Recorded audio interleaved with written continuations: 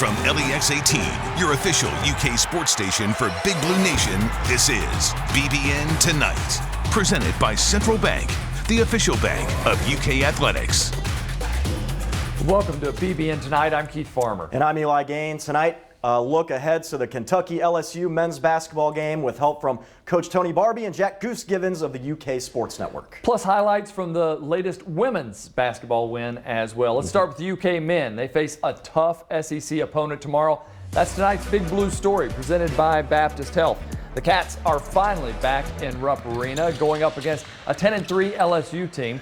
The Tigers are top 10 in the nation in points per game. They're scoring over 85. Meanwhile, Kentucky gets just around 67 per game. But on the defensive side of the ball, LSU is giving up almost 74 points per game. That ranks them around 250th in the country, while UK is limiting opponents to just 68 points per game. Here's what assistant coach Joel Justice had to say about LSU's freshman phenom, Cam Thomas. You know, he presents, an extreme challenge the second the ball goes from our possession to theirs. And that's something that you've got to be alert. You've got to be ready. We've got to be ready. It's not a one-person assignment.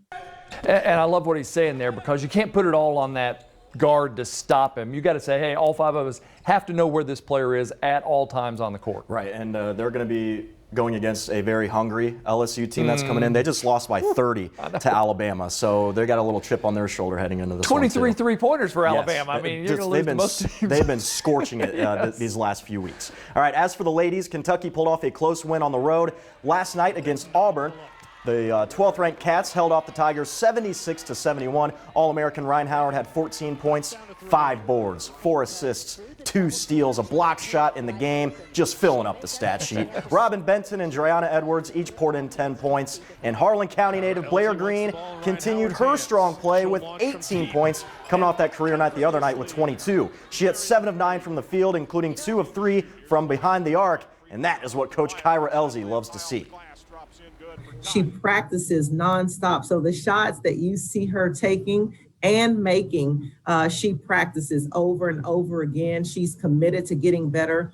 But the biggest thing is she's taking rhythm shots. She has found where she can score in our offense, and it is a positive for our team. And now the Cats are back in action on Sunday, visiting rival Tennessee, who's coming off a very close loss to UConn last night. Tip-off set for 2 p.m., and the game can be seen on ESPN2. Keith, obviously, Kyra's old team as well. Yeah. Always fun when blue and orange get together on the field, on the court, anywhere. Going to be good to see her going back there, especially on the week of We Back Pat, and being able to celebrate her former coach as well. But, of course, she wants to come out with Tennessee getting that loss. All right, turning to UK football now, and a couple of off-season headlines. Offensive lineman Darian Kennard has made ESPN's way too early 2021 All-American team, one of 7 players from the SEC.